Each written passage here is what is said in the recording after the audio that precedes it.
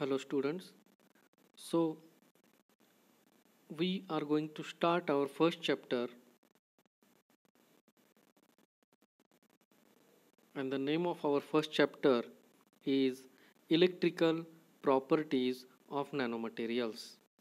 Okay, as we have discussed in our first lecture, Introduction to Syllabus, we have seen that basically in this semester we are going to learn how size of the nanomaterials is going to affect on different properties of nanomaterials, right? And accordingly we have divided our syllabus into four basic chapters where we are going to learn the electrical properties of nanomaterials, optical properties of nanomaterials, magnetic properties of nanomaterials, okay, and physical properties of nanomaterials. So out of these we are going to start our first chapter, that is the electrical properties of nanomaterial. As you can see that there are some basic terminologies which I would like to clear in this before starting of this semester, because these are the common words which are basically coming in during our syllabus. Okay, so you are well familiar with some of these terminologies, but just for reminder purpose, okay, we are going to look at these terminologies. So the first is the photon. Okay, so photon is nothing but light. Okay, and you all are aware about light. So if you want to define a photon, then we have to say that it is a quanta of an electromagnetic energy. Okay, so this is an quanta of an electromagnetic energy and is the basic energy which is associated with the light. And you are all familiar that the electric field and magnetic field, they are perpendicular to each other and to the direction of propagation of the wave. Okay, so this quanta of an electromagnetic energy is called as photon. Second terminology is phonon. Okay, now phonon is different. Okay, so phonon is again a quantized mode of thermal vibrations in the lattice. So in the lattice, in the sense that we have atoms which are located in the lattice. Okay, so if the two atoms, they suppose they are connected with a spring, okay, and the distance between the two atoms is r, then because there is a temperature, some thermal energy is available for these atoms, so they start to vibrate. Okay, so with each temperature they have some frequency of vibration. Okay, and that quantized mode of thermal vibration in the lattice is called as a phonon. Okay, so this is a phonon. Okay, so this is a basic difference between photon and phonon. Okay, photon is energy which is associated with light, but when I say phonon, then it is the energy which is associated with the thermal vibrations of the atoms. Then there is a one more term which is called as exciton. So this is nothing but a bound state of an electron and hole pair. Okay, so we are we if it is an individual electron, okay, or individual hole, then we can't call it as a exciton. But if they are bound together, okay, if they are moving together, okay, so that pair of electron and hole is called as an exciton. Okay, so you can see in schematic, basically we are showing the blue dots are nothing but the atoms. Okay, and they are situated in the lattice. Okay, and there is a red colored dot and yellow colored dot. Okay, yellow color circle. So this red color dot is electron and yellow color circle is hole. Okay, so they are moving together, means they are moving with hand in hand in the lattice, and this green circle, okay, is green shaded circle is basically we call it as an exciton. So this exciton is nothing but the bound state of an electron and hole pair. Okay, so whenever we use these terminologies, photon, phonon and exciton, you have to remember about the thing which we are talking about. Now, let us start to understand the electrical properties of bulk materials. Okay, so this is our strategy, that we have to first cover the basic understanding, the phenomena, the electrical properties of these bulk materials. And once we understand how the bulk materials are electrically behaving, then we will slowly shift our attention towards the nanomaterial. Okay, so we will start some fundamentals to understand the electrical properties of the material. So electrons. Okay, so electron is nothing but a subatomic particle carrying a negative charge. Okay, so let us start our discussion with a very fundamental very fundamental object, is nothing but an atom. Okay, so if we take an atom, okay, so we all are aware that the atom is consist of electrons which are moving around the nucleus, and nucleus contains the proton and neutron. Hmm? Nucleus contains the equal number of protons and neutrons, and electrons are just revolving around the nucleus. Okay, so this is the basic fundamental structure of an atom. Okay, because all the materials, they are made up of atoms, so we have to understand how the atom is basically contributing to the electrical conductivity of the materials, right? So on the right hand side, you can see that there is a structure of an atom where we have shown a carbon atom. Now for carbon atom, there are electrons, so 6 electrons are revolving around the nucleus, and the nucleus of carbon atom contains 6 protons and 6 neutrons. Okay, now you are well aware that the electrons are negatively charged particles and protons are positively charged particles. Okay, whereas neutrons are electrically neutral. So electrons are basically responsible in the electrical conductivity rather than the nucleus of the atom. So as far as electrical conductivity is concerned, so basic contribution to the electrical conductivity is electrons instead of the nucleus. Okay, nucleus of the atom. Okay, so this is the very important message, that the electrons are basically taking part in the electrical conductivity of the materials. Okay, so the electron density distribution can be interpreted in the language of bonding. Okay, so that is nothing but the interaction of electrons is the main course of the bonding. So basically you are well familiar with the terminology of bond. What is bond? Okay, there are different types of bond. There is a metallic bond, ionic bond, okay, covalent bond. So these are the different types of bonding, and these bonding in different types of bonding is depends upon how the electrons of the two atoms, they interact with each other. Okay, so depending upon their interaction, okay, we call that there are different types of bondings. So the nucleus of an atom usually plays a lesser role in determining the electrical properties. So basically nucleus is at the center of the atom, and it is not going to basically play a vital role in the electrical conductivity, but it somewhere if we are talking about very low temperature, then it may play a small lesser role in determining the electrical properties. Often we are interested in the response of material to fields. Okay, so we are interested in the response of material. So suppose if you take a material and if you keep that material in some field, so we know that there are two basic types of field. One is an electric field and second is a magnetic field. Okay, so suppose you have a material, and if you keep place this material in the electric field, then how it responds to that electric field. Okay, or if the same material, how it responds to the magnetic field. In this we are interested in, and other external stimuli, that is light or heating. So similarly, suppose there is no field, but suppose if we incident some light on that material, then how its electrical conductivity is going to change. Okay, or if we heat that material, then how its electrical conductivity is going to change.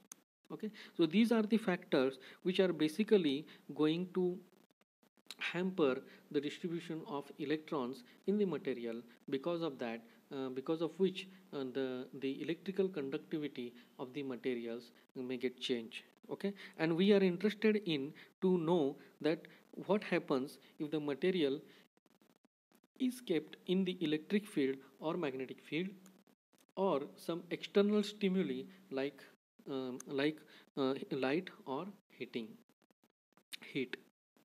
So many aspects of this response is governed by the band structure of the solid. So if we want to understand the effects of these external stimuli, or electric field, then it is easy for us to understand it based on the band structure of the solid material.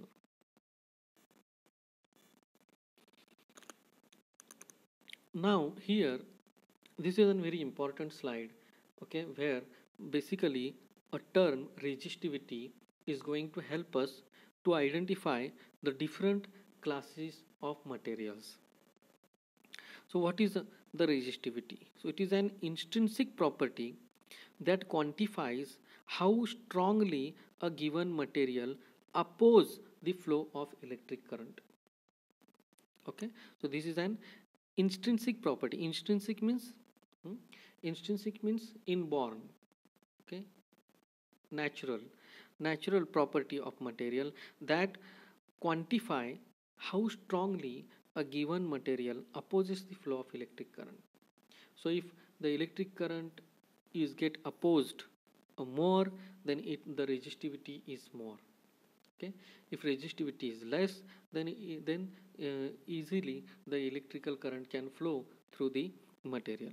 Okay, so if you take a slab of the material with length L, okay, and if you connect the two wires, two plates to this material, okay, having the cross sectional area A, then the resistance R is equal to rho L upon A. Okay, so this is how you are able to calculate the resistance. But here R represents the resistance of the material, L is the length of the your material, A is the cross sectional area of the material, and this constant, proportionality constant, is rho. Okay, so this rho is called as resistivity of the material. Okay, so rho is equal to Ra upon L. So resistivity is directly proportional to area, and it is inversely proportional to length. Okay, so if you increase the length more and more, the resistivity of the material goes on increasing. Okay, so also keep in mind that the resistivity is a term which is basically going to remain a constant for that material. Okay, so if you take a material, then its a resistance may get changed. Okay, but as according to its a dimension. Okay, but the resistivity is going to be remain same. Okay, so the resistivity of the material will be remain same unless we are not going to dope it, or we are not going to change its temperature, or we are not going to put some light or some electric field. Its resistivity is going to be remain fixed.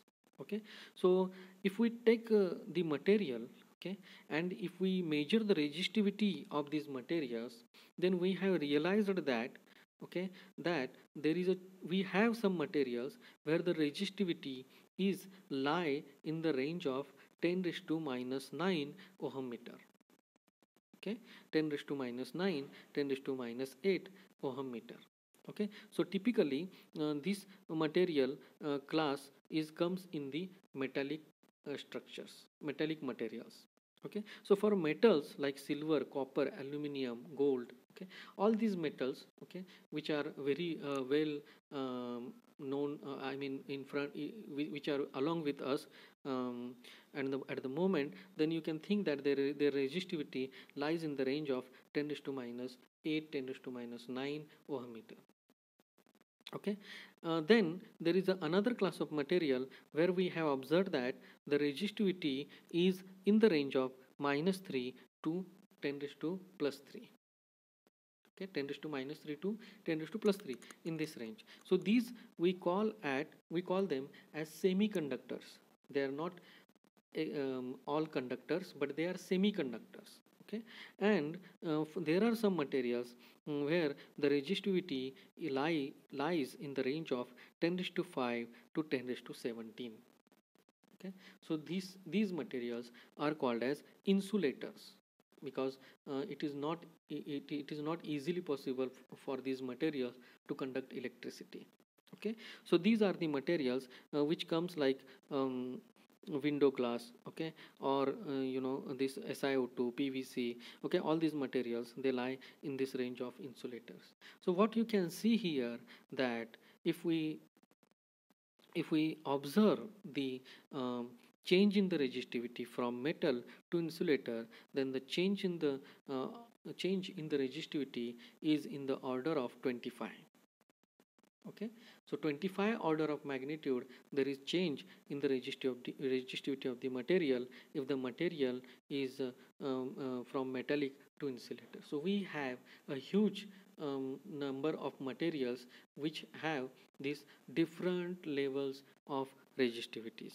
Okay, so some of the standard resistivities for silver is given as 1.59 into 10 raised to minus 8 ohm meter. Very famous and very useful semiconductor is germanium and silicon. So for resistivity of silicon, when the temperature is 20 degrees centigrade, it is in the range of 6.4 into 10 raised to 2 ohm meter. And if you take a fused quartz, which is the purest form of SiO2, you can see that the resistivity is in the range of 7 into 10 raised to 17 ohm meter. Okay, so basically resistivity helps us to classify the material under different categories. So if you take a unknown material, okay, you have synthesized in your lab, and if you measure the resistivity of the material, then depending upon the order of this resistivity, you can keep this material in metal, semiconductor, or insulator category. Okay, so this is the advantage of resistivity, where it helps you to get an idea that how easily it can conduct electricity.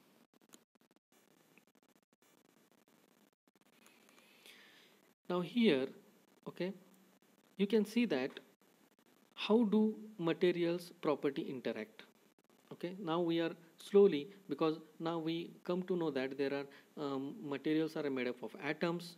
Okay, atoms basically electrons are going to contribute them, and depending upon the interaction of electrons, there is a formation of bonds. Okay, different types of bonds, and then when there are large number of atoms come together, then there is a formation of bands, and depending upon the band, there is a we can try to understand the electrical conductivity, and the resistivity is going to help us to classify whether the material comes under the category of insulator, semiconductor, or metal. Right, now if you take two materials, okay, one is like a plastic pipe. Okay, one is like a plastic pipe, and second is a metallic pipe. Okay, so you have two different materials, and if you try to compare their electrical conductivity, then obviously you come to know that the electrical conductivity of this PVC pipe is very low, right, whereas the electrical conductivity of copper is very high, right. uh, it is also seen that if the electrical conductivity is high, its thermal conductivity is also uh, follow the same path. Like the thermal conductivity, for thermal conductivity, phonons are responsible, right? Phonon. Okay, like in the electrical conductivity, electrons are responsible for conduction. In thermal conductivity, phonons are responsible for conduction. So you can see that the PVC pipe is conduct low thermal, has low thermal conductivity, whereas the copper has a high thermal conductivity. Okay, so here you can how you can decide this? You can just measure this current versus voltage curve for these two material, and you will realize that there is a change in the resistance of the material. You are well aware, as far as metals are concerned, you are well aware that the Ohm's law is basically helps you to understand the behavior of metallic behavior of current with respect to applied voltage, okay, for metals. Okay, so you can see that for metal, the IV curve, you have a linear shape of the IV curve. Okay, so IV curve is linear. Okay, and if you take the slope of this line, then you are able to get the resistance of this material. Okay, and once you know the resistance of the material, then you are able to calculate the resistivity rho, right? So how to understand that some materials, they have very poor electrical conductivity, and some materials they have very good electrical conductivity. Okay, so basically the conductivity, we can say that, is proportional to the electron density. Okay, how many number of electrons are present in that material? Now only electron number is going to help you whether that the electron density is high or low. For example, there are some range of electrical density as far as the metals are concerned. For example, if we take as an example of sodium, then its electron density is given as 10 to 28 per meter cube. Okay, so this much amount of electrons are present per meter cube of sodium. Okay, so it has a very high electron density, whereas if you take semiconductors, then you can see that the electron density is controllable and is temperature dependent. Okay, because you are well aware that if it is an intrinsic semiconductor like silicon or germanium, then then the number of electrons are less, but you can add some dopants. Okay, p-type dopant, n-type dopant. Okay, and then you are also able to tune the electrical density of the semiconductors, and basically because of that it lies in the range of 10 to 16 to 10 to 25 per meter cube. Okay, so this is changeable. Okay, so you are able to tune the electron density of these semiconductors by controlling the doping or the temperature. Okay, as far as insulators are concerned, then if you take the highest insulating material is a diamond. Okay, so you can see that its electron density is very small. Its electron density is very small. Very less number of electrons are available to conduct. Okay, whereas in metals very large amount of electrons are available for to conduct the electricity. Okay, and this is how you can understand that if you change the material, then their electron density is also plays an important role to decide the electrical properties of that material. Okay,